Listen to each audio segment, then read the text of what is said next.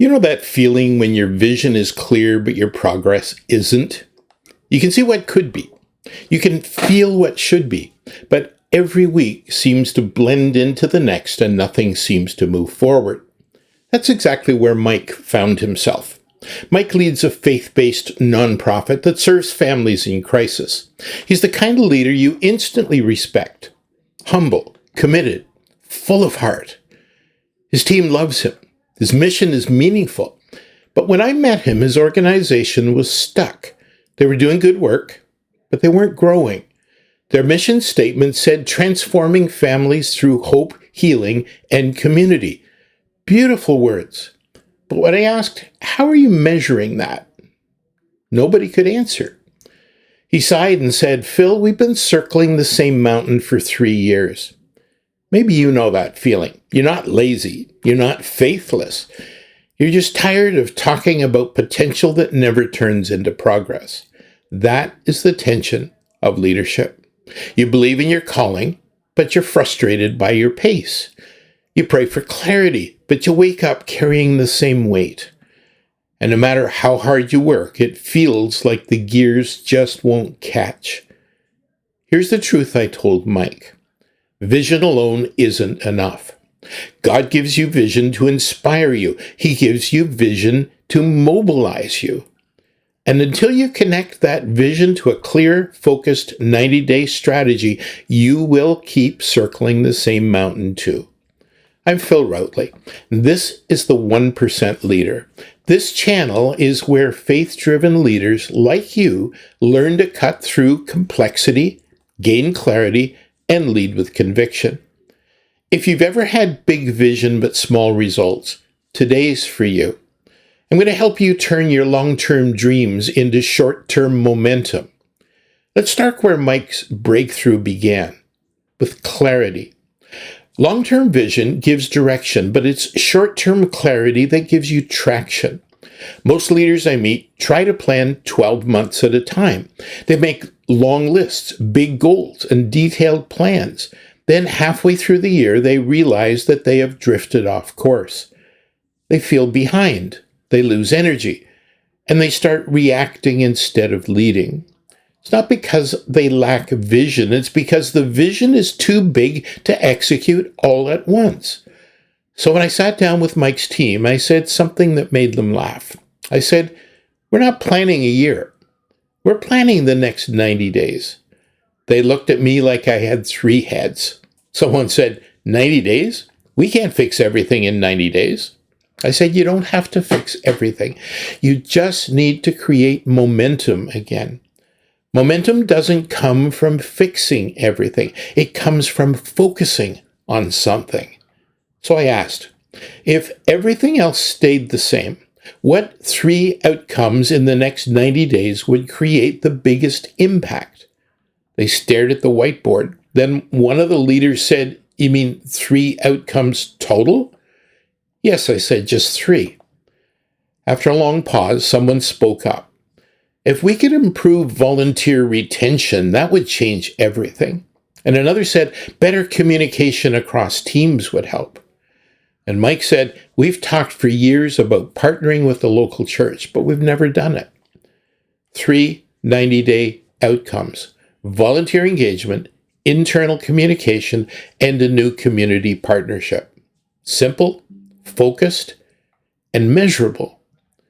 And when they agreed on those 3, the energy shifted. You could see it in their faces. The fog lifted. They realized something powerful. Clarity creates confidence. Peter Drucker once said, plans are only intentions until they immediately degenerate into hard work. A 90-day focus does exactly that. It takes inspiration and turns it into implementation. You see, a year feels overwhelming, but 90 days feels doable. And when something feels doable, you actually do it. That's what separates visionaries from leaders. Leaders act on what they see. In 1 Corinthians 14:8, Paul writes, if the trumpet does not sound a clear call, who will get ready for battle? That's what clarity does for your team. It sounds a clear call. It rallies people to action. In the 1% leader journey, this is pillar 1. Lead with clarity. Because clarity always precedes confidence, and confidence builds conviction. Mike's team found that out fast. In the first 30 days, they did not accomplish everything, but they started something. And that something created hope again. They didn't need another mission statement. They needed movement. I remember Mike telling me a few weeks later, I can't believe how much lighter leadership feels right now. It's like we finally know what matters most. That's the power of a 90-day plan. It pulls your vision out of the clouds and puts it on the calendar. So let me ask you, as a leader, what would happen if you stopped trying to fix everything and focused on just 3 things for the next 90 days? What could change? What could grow? What could multiply if your vision finally had structure? Take a few minutes this week to write those 3 outcomes down. Pray over them and ask God to give you clarity for this season. Because clarity is not about control. It's about stewardship. When you get clear, you create space for God to move. And that's when real momentum begins. When Mike's team finally had their 3 90-day priorities, I could see the relief on their faces. They had clarity, but clarity without visibility still keeps people stuck. Because if you can't see it, you can't steer it. So I asked a simple question. Where does your strategy live? Someone pointed to a thick binder on a shelf. I opened it. Over 30 pages of graphs, charts, mission statements, timelines. It looked impressive. But here's the problem. Nobody had opened it in months. I smiled and said, that's not a plan. That's a souvenir. A strategy you can't see is a strategy that you won't use. Habakkuk 2 verse 2 says, write the vision and make it plain so that whoever reads it may run with it. When vision is written simply, people run naturally. So we threw out the binder and started with the blank page. At the top, we wrote the 3 outcomes. Under each one, 2 or 3 key actions. Next to each action, who owned it and when it would be done. When we finished, it fit on a single sheet of paper. Mike stared at it for a moment and said, that's it? I said, that's it. If it can't fit on one page, it won't fit in people's minds. That single page changed everything. It lived on every office wall, in every staff meeting, and even as a background on their computer screens. It became their focus filter. John Maxwell once said, dreams don't work unless you do. I like to add, dreams don't work unless you can see what you're doing. When your plan is visible, decisions get a lot easier, meetings get shorter, progress becomes obvious. So every Monday morning, Mike gathered his leadership team. They prayed, they looked at the page, they celebrated small wins and made simple adjustments. They didn't spend hours talking about problems. They spent minutes aligning on progress. And you could feel the culture change. Instead of meetings filled with frustration, there was energy again. They were finally moving in the same direction. Psalm 37:5 says, commit your way to the Lord. Trust in him and he will act. Clarity invites commitment. Commitment invites God's action. Let me tell you about another leader who learned this lesson in her own way. Rachel runs a creative agency that helps churches tell their stories. When we met, she said, Phil, I feel like I'm spinning plates. I've got vision, but no structure. My team is tired, and I'm one missed email away from collapse. We built a 90-day plan together, 3 clear outcomes, 1-page roadmap, a weekly rhythm for reflection. Within 90 days, her client load increased by 30%, her revenue jumped, and for the first time in years, she took a vacation without her phone buzzing every hour. When I asked what changed, she said, I finally realized the plan isn't the enemy of faith. It's the partner of faith. That's powerful because faith isn't passive. It's directional. And when you align your strategy with your calling, movement multiplies. That's the second pillar of the 1% leader journey. Build strategic confidence. But confidence doesn't come from having everything figured out. It comes from trusting God and taking consistent, visible steps forward. Now that's Mike's plan. Now that Mike's plan was visible, he started seeing another challenge: busyness. Activity everywhere, but not all of it producing fruit. So one morning I asked the team, how much of what you're doing is actually moving your mission forward? They laughed nervously, and I walked to the whiteboard and drew 2 columns. On one side, I wrote activity, on the other, progress. I handed Mike a marker. Let's list everything that fills your week. Within minutes, the activity column was full. Emails, reports, meetings, check-ins, approvals. But when they tried to fill the progress column, it stayed almost blank. I said, this is why you're tired. You're mistaking motion for progress. Busyness feels productive, but activity without alignment drains purpose. Jesus said in John 15:8, by this my Father is glorified, that you bear much fruit. He didn't say much busyness, he said much fruit. Patrick Lencioni put it this way: if everything is important, then nothing is. That day, they made hard choices. They cut 2 standing meetings. They stopped weekly reports that nobody read. They decided to measure results, not effort. And then something amazing happened. In 60 days, their team's energy came back. They were serving 40% more families than before. Same staff, same budget, same week. The difference wasn't more hustle, it was better alignment.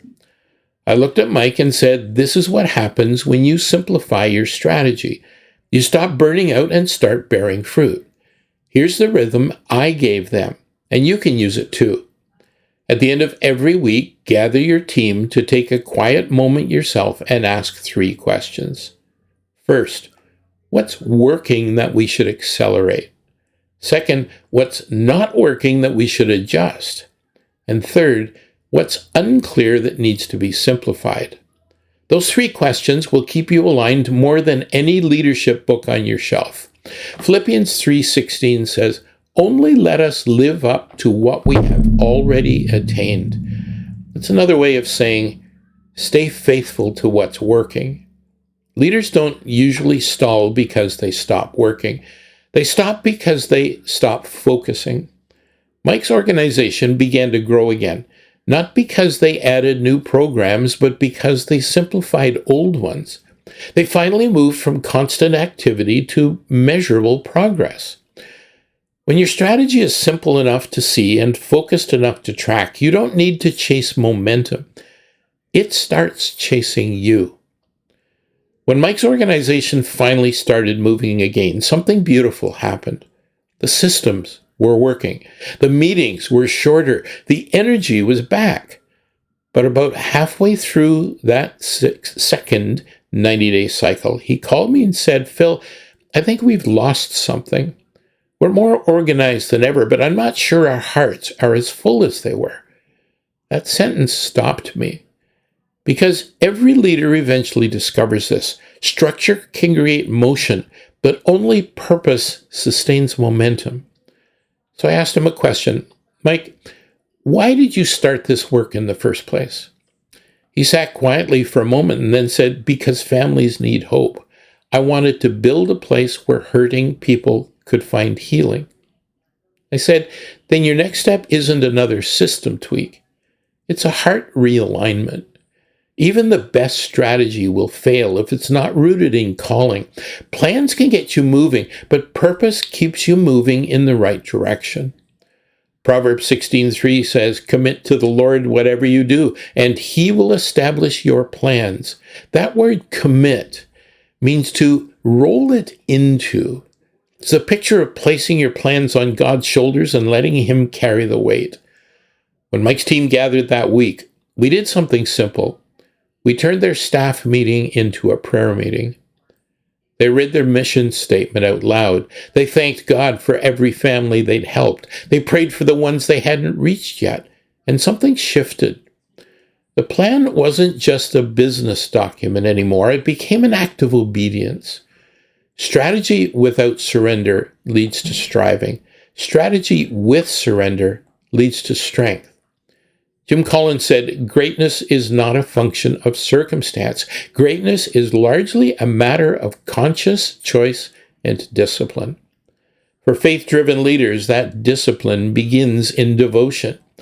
Isaiah 30, verse 21 promises, "Whether you turn to the right or to the left, you will hear a voice behind you saying, 'This is the way, walk in it.'" That's what alignment feels like. Peace that whispers our direction. When your strategy flows from calling, pressure turns into peace. You start hustling for validation, and you start leading from conviction. You stop reacting to those noises and start responding to God's nudges. That's the third pillar of the 1% leader journey. Execute with purpose. Because purpose transforms pressure into peace and activity into fruit. Now, I want to turn that question toward you. Why do you lead? What assignment has God given you in this season? And are your daily actions still aligned with that purpose, or have they drifted into striving? Take a break and think about it. Because the moment you realign your plan with your purpose, momentum will return. Leadership isn't about managing results. It's about stewarding responsibility. And when you lead from calling, you don't have to manufacture motivation. It flows. Let's make this practical before we close. This week, set aside 15 quiet minutes. Grab your journal, your Bible, and a pen. Write down 4 questions. First, what vision has God given me for this season? Second, what 3 priorities will move me forward in the next 90 days? Third, what actions do I need to start, stop, or strengthen? And fourth, how will I stay aligned with my calling as I move? Don't rush it. Invite the Holy Spirit into that space. Ask Him to renew your perspective, because when you write, you clarify. When you clarify, you focus. When you focus, you act. And when you act in alignment with God's calling, results take care of themselves. Small, faithful steps, taken consistently, produce lasting fruit. Vision without strategy stalls. Vision with strategy changes everything. If today's message resonated with you and you're ready to build your own 90-day plan, I'd love to help you do that. So I'm inviting you to join me on the 1% Leader Masterclass. It's one focused morning. We'll clarify your next 90 We'll clarify your next 90 days, create your customized roadmap, and help you lead with clarity, confidence, and conviction. It's happening Saturday, November 1st, 9 a.m. to 1 p.m. Pacific. Or if weekdays work better, Monday, November the 10th. This is especially important if you happen to be working on your own and you need a community around you that is able to take you to the next level. But it also is very important for anybody leading a team. You can reserve your spot through the link in the description below, but it's philroutley.com/masterclass. If this episode encouraged you, take a moment right now to subscribe, click like, and share it with another faith-driven leader who's ready to move from vision to strategy. Before we wrap up, let me leave you with this reminder. Clarity creates confidence. Confidence builds conviction. And conviction leaves an eternal impact. You don't need a bigger vision. You need a focused one. Stay focused, stay faithful, and lead with confidence. And remember, I'm always on your side. See you next week.